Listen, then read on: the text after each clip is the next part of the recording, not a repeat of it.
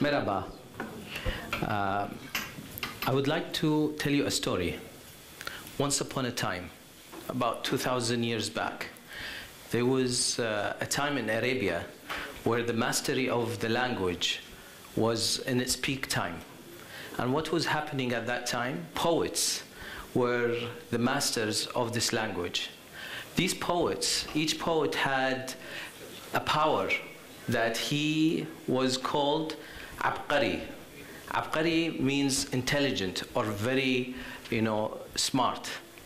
And the poet took this name Abqari because he had a jinn in a valley called Abqar.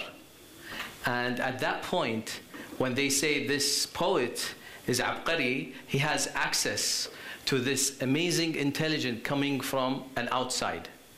A story that changes over time, but today we are also taking intelligence from different places outside the human ability. And the value today is data. And our intelligence is becoming these algorithms. So maybe our jinn today is the algorithms that lives on this data. My name is Jasem. I come from Kuwait. I'm very happy to be here. And I would like to tell you what is Kuwait.ai. Kuwait.ai is more of a dream that I started understanding the value of what is the potential of what's happening in the world. And we want to do something as a country in Kuwait. Our population is very small. We have a lot of things we want to do. And a lot of things are becoming possible today because technology is making a difference. So one of the things that I started with Himmatek. Himmatek is the organization that built up the ecosystem between the startups. And this started sometime back when I was trying to enhance my experience to give back and mentor a lot of these startups. What I found during these years, I've been learning more than I've been teaching. Time is changing. You need to reinvent yourself every time to time. Because no matter what you learn, you have to unlearn what you learn to learn something new. So you do not block your knowledge of what you do always. So the key reasons why I thought was very important to focus now on AI as part of this is artificial intelligence today is starting to become useful in Kuwait. And organizations are realizing this. Another key reason is pioneers today can teach us lessons. People who experiment and learn, they can share this information. And it's important to find a way to make these people share this information. Kuwait has very few people. As Kuwaitis, we're only 1.3 million. So it's important to enhance and focus by augmenting intelligence. Those are the things that I believe will make a big difference to our country. So focusing on worker augmentation, not on worker replacement, is another area that was a key thing of what Kuwait AI has been focusing on. So what we started, several people were using Gartner.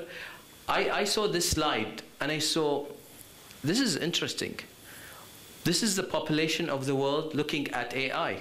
There's a big challenge today between people who have started, people who are not, and there's common things that are there. So I thought, how can I get this data from, companies from Kuwait? See how are we and what are we doing? The best thing about Kuwait, we are a very social society. We like to gather. We like to meet.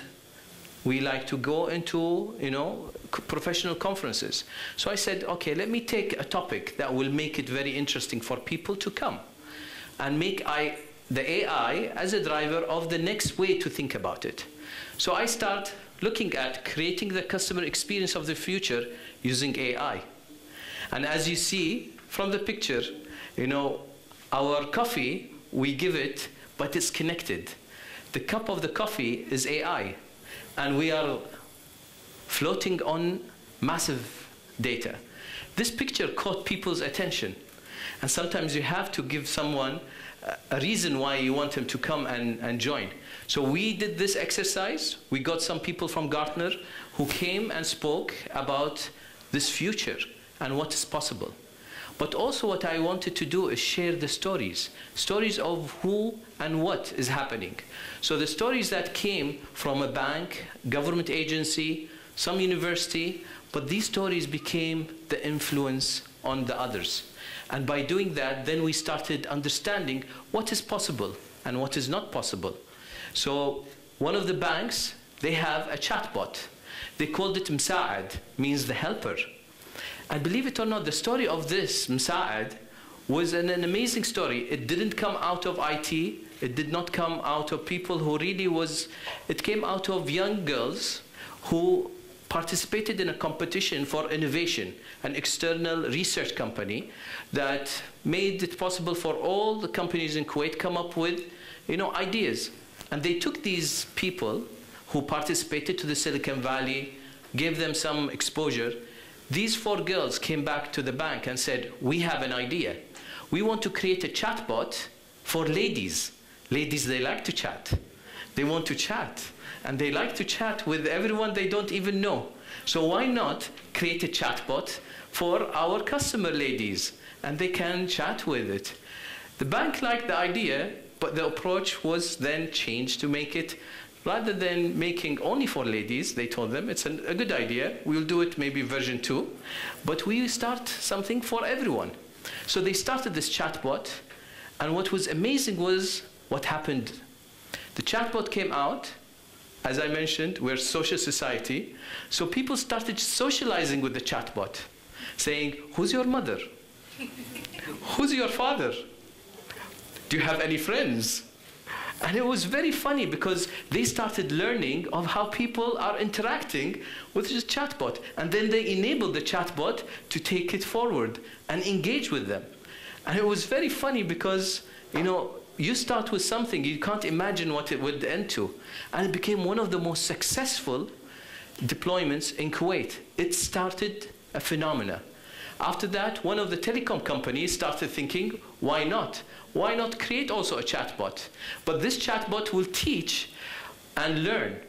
And what it was doing was chatting with the individual, saying to him, by the way, you're making calls to Egypt every Thursday, and I can suggest for you, if you click yes, I upgrade your package to save money. People love that. You're giving them back a chance to save money.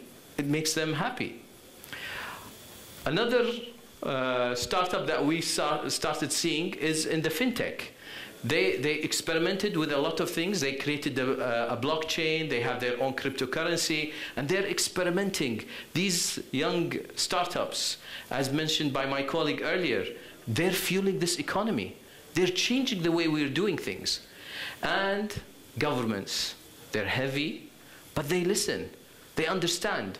This government agency in Kuwait is in charge of our civil ID or civil information. They created a program that doesn't relate to what they're doing. It's called the Kuwait Finder. It's a mobile app. It's like Google Maps, but it has all the addresses because we have a unique ID, not only for humans, but also for buildings and companies. And they start monitoring what is happening when people are using it to search, but they started looking at the traffic and the movement of people and optimizing that using algorithms and artificial intelligence. So this is becoming a very important lessons for others to learn from. So out of that gathering, we got to understand who's doing what in Kuwait. And by that, we made the statistics. So out of the people who are focusing on AI, we see that there's a majority of people trying and planning to experiment with this. And this is very useful. Another thing that has been very also important for us to do is to see outside Kuwait. And we're collaborating with countries around us. And we see the region around us is also evolving. We see also the changes in different countries, part of the impact financially on this.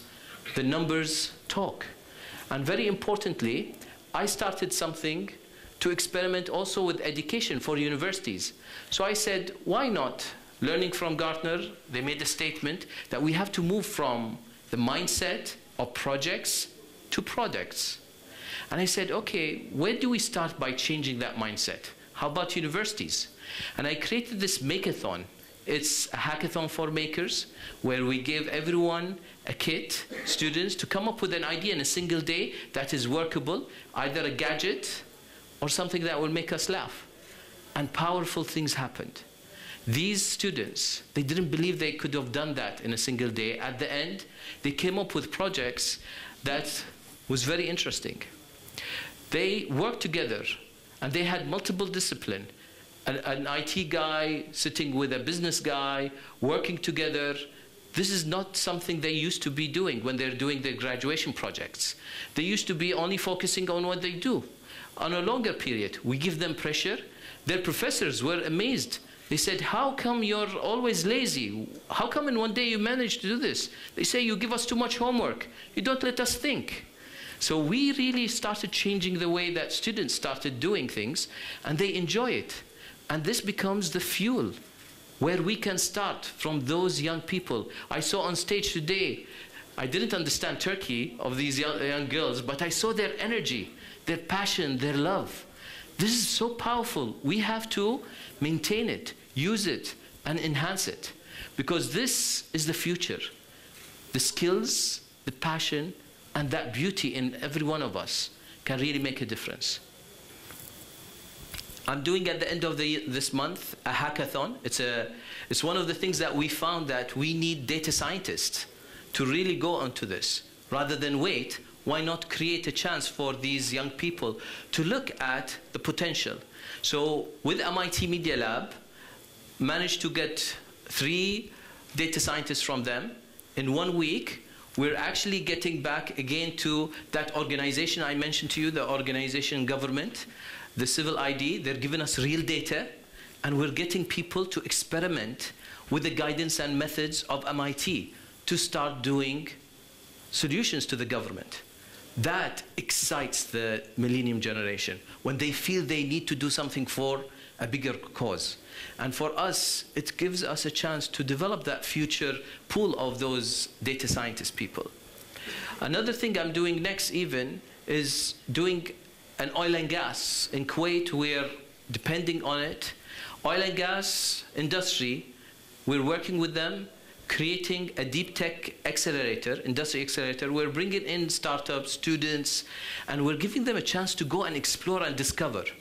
What can we use artificial intelligence in an oil and gas company? They don't know, we don't know. But the space where we give people to discover, and the trust that we can create in these young people, can make magic. So that's one of the things that also has been coming up and we're developing. So one of the things that I'm very focused on, making things fast. A snail can become a rocket, and the future is important. Thank you very much. Thank you. Thank you. And chat more than we do. That's my opinion. You don't agree with me? No. Men chat as much as we do.